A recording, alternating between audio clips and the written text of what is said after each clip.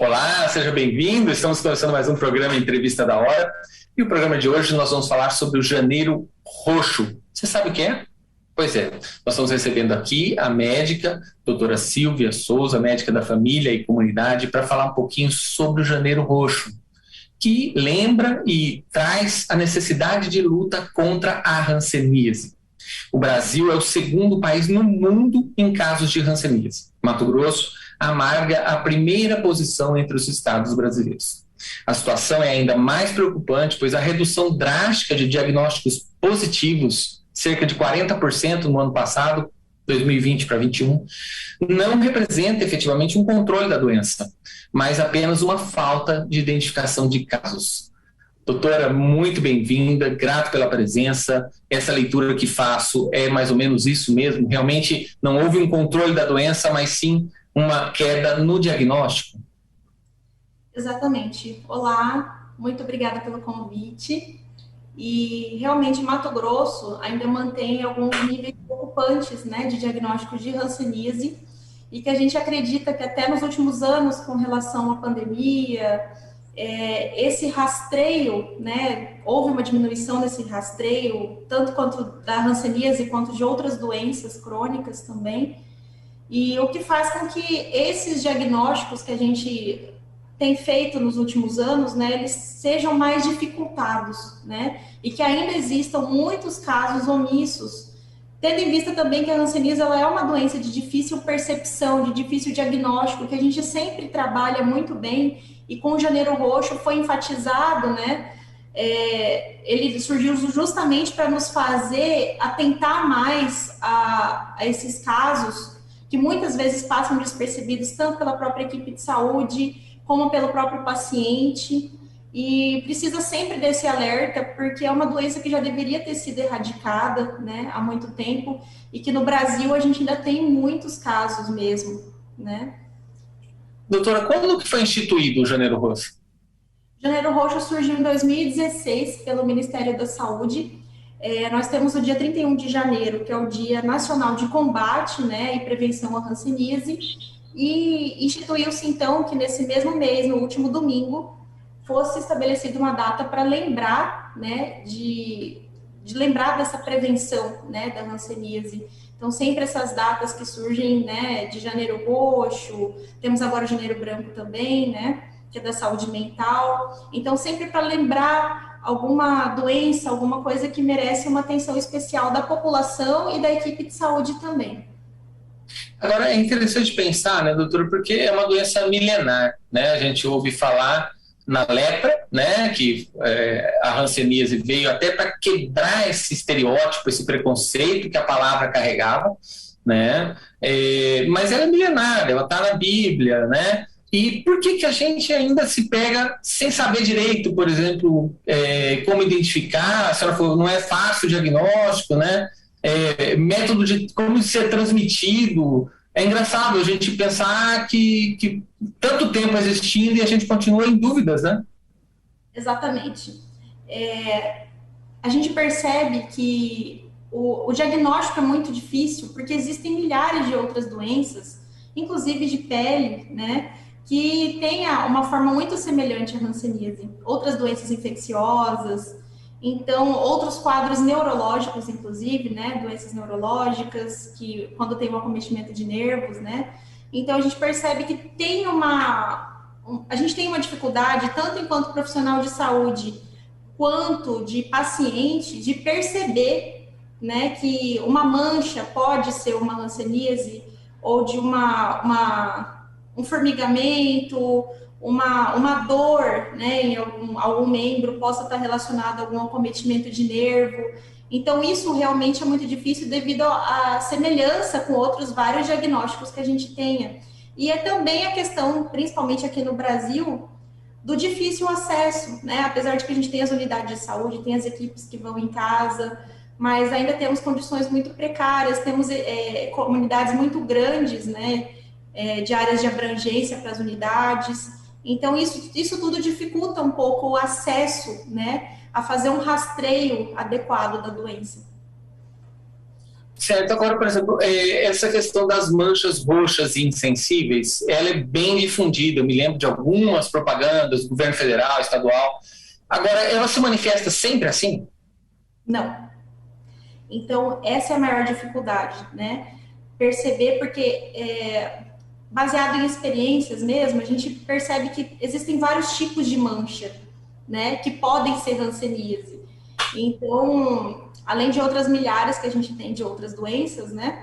O que também confunde muito para quem não tem o contato tão frequente com doenças de pele, as manchas da hanseníase, elas podem se apresentar com uma característica mais esbranquiçada, né? Ela geralmente não tem uma borda muito definida, o que muitas vezes até não é percebida na pele, né? E dependendo do tom de pele também, ela pode ficar parecida com uma cicatriz, né?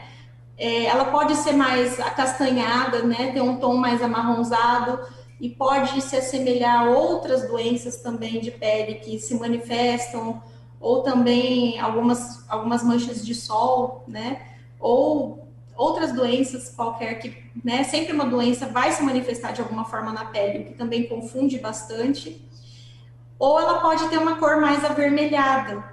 E aí, no caso, ela também parecer com uma queimadura, com alguma outra coisa que possa ser uma infecção fúngica, né? E que o paciente às vezes acha, é uma micose de pele, é uma mancha que eu tenho de nascença, é uma mancha que sempre tá aí, mas que não, né? Eu acredito que não é nada.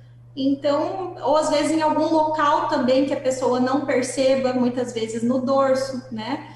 Ou em alguma parte interna dos braços, das pernas, e que acaba passando despercebido durante muitos e muitos anos, né? De qualquer forma, a mancha, seja a cor que for, ela sempre é insensível. Isso também é uma coisa que dificulta bastante, porque não necessariamente vai ter uma perda total de sensibilidade, vai ter a perda de pelos, normalmente na região daquela mancha, né? Pode ter também, se for, por exemplo, no rosto, acho que é mais fácil de visualizar isso, que não tem uma transpiração naquele local, mas o que a gente percebe é que, às vezes, aquela mancha, principalmente nas formas mais leves, né? Ela pode ter alteração de uma sensibilidade tátil, mas principalmente térmica, e não necessariamente tátil ou dolorosa. O que isso significa? Pode ser que aquela mancha não tenha, a pessoa tenha a sensibilidade ao toque, mas geralmente se queimar ali ela não vai perceber.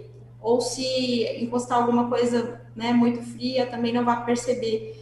E isso nem sempre vai perder totalmente isso também, como pode simplesmente alterar. Então, ter uma percepção diminuída dessa sensação sem perder totalmente.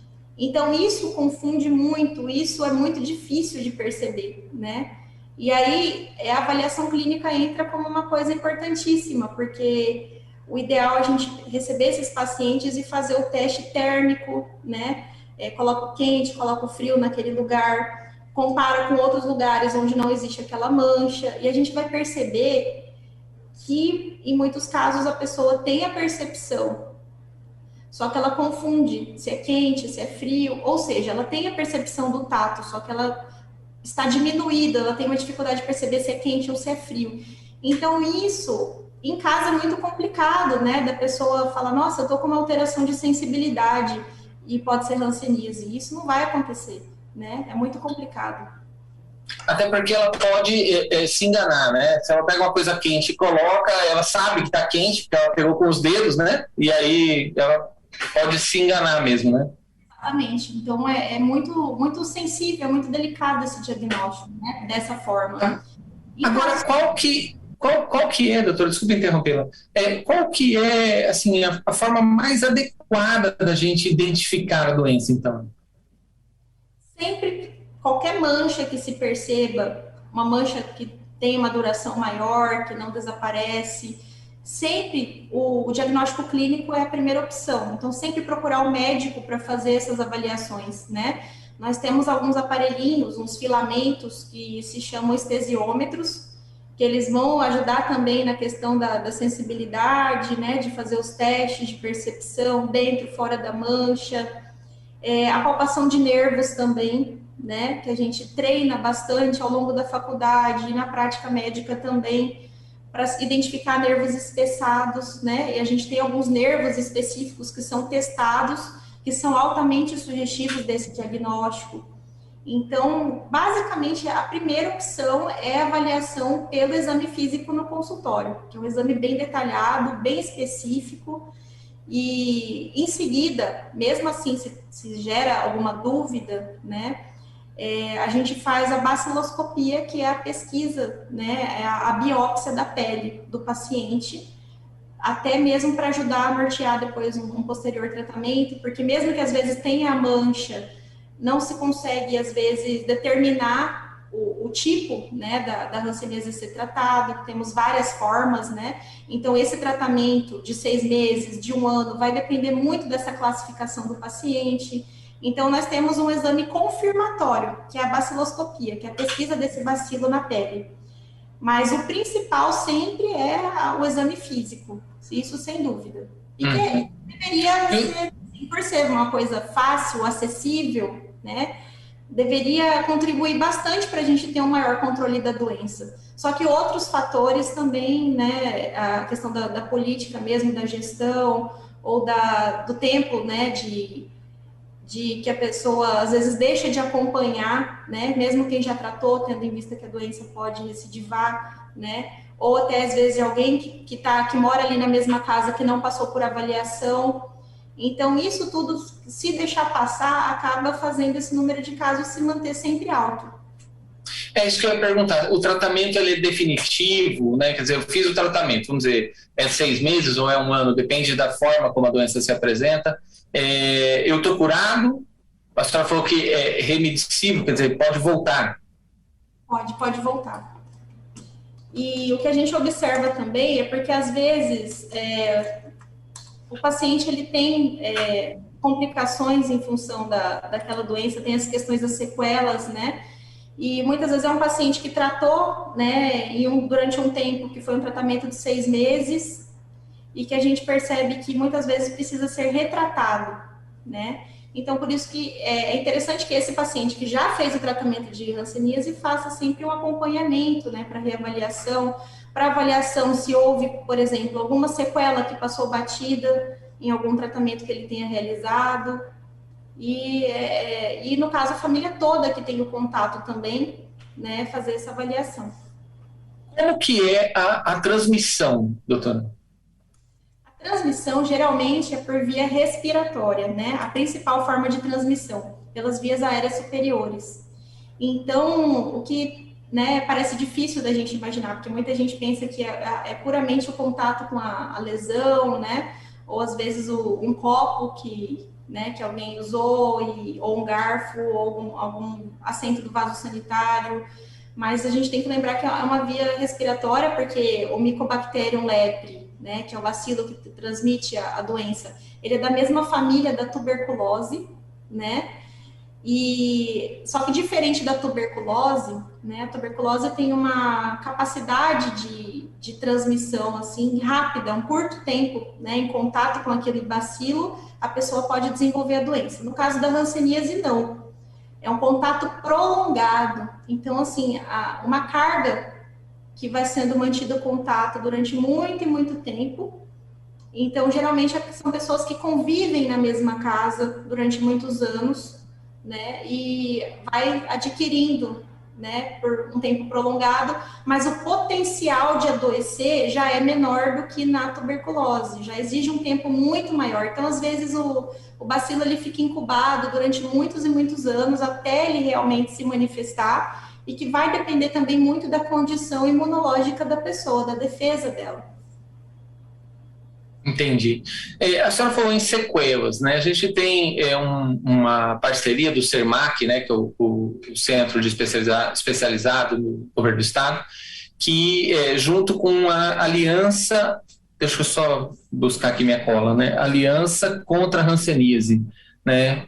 Alliance Against Leptospirose, que é o termo em inglês .com, né? A gente pode pôr na tela para vocês verem, e eles fornecem ferramentas, né? Então, um talher mais alargado, uma palmilha especial, como que essas coisas podem melhorar a qualidade de vida das pessoas que tiveram a hanseníase?